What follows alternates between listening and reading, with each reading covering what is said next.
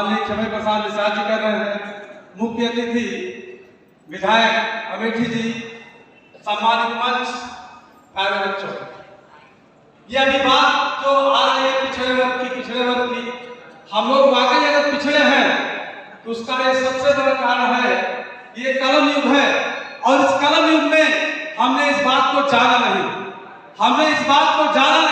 ये कलम युग है। और कलम युग में कलम से ही तरक्की होगी, पढ़ाई लिखाई से ही तरक्की होगी, इस बात को हम लोगों ने नहीं जाना, इसलिए आज पिछड़े हुए हैं। और पिछड़ा होने के नाते, मतलब शिक्षा के क्षेत्र में पीछे होने के नाते, शिक्षा हमारी सही ढंग से न संचालित होने के नाते हम वो हर काम करते हैं जो हमको नहीं करना चाहिए, और हम वह काम नहीं करते जो हमको करना चाहिए।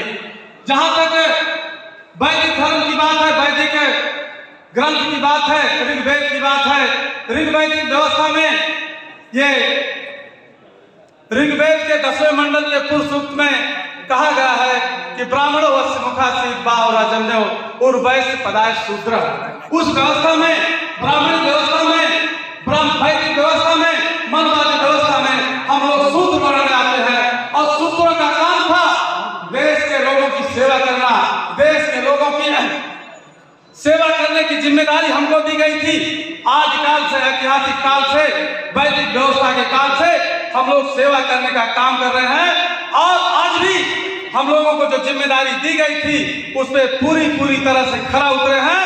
लेकिन जिनको ज्ञान देने का काम किया गया, जिम्मेदारी दी गई थी, उन्होंने ईमानदारी से ज्ञान देने का काम नहीं किया। इसलिए जितने आविष्कार हुए हैं आज, अमेरिका और ब्रिटेन और यूरोपीय देशों के नाम लगे हैं। और जिनको रक्षा करने की जिम्मेदारी दी गई थी, उन्होंने देश की रक्षा सही से नहीं किया। इसीलिए यहाँ तमाम आक्रमण हुए और विदेशी आक्रांताओं ने इस पर शासन किया। यहाँ तक अंग्रेजों ने हमारे ऊपर बहुत अत्याचार किया।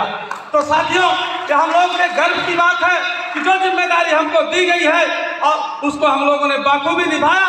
लेकिन दुर्भाग्य इस बात का है, दुख इस बात का है कि जिन पंडित जी लोगों ने हमको जिम्मेदारी दिया था, हमने तो अपनी जिम्मेदारी निभाया, लेकिन उन्होंने ज्ञान देने की जिम्मेदारी सही ढंग से नहीं निभाया। अब आप लोग पढ़ लिख करके आइए और ज्ञान की भी जिम्मेदारी आप स्वयं निभाइए। आप टीचर बनिए, प्रवक्ता बनिए, प्रोफेसर बनिए और देश की रक्षा करने की जिम्मेदारी आप निभाइए। इसके बाद देश फिर सम्राट अशोक के समय में जो देश था वही देश फिर बन जाएगा। इन्हीं शब्दों के साथ अपनी वाणी समाप्त करता हूँ।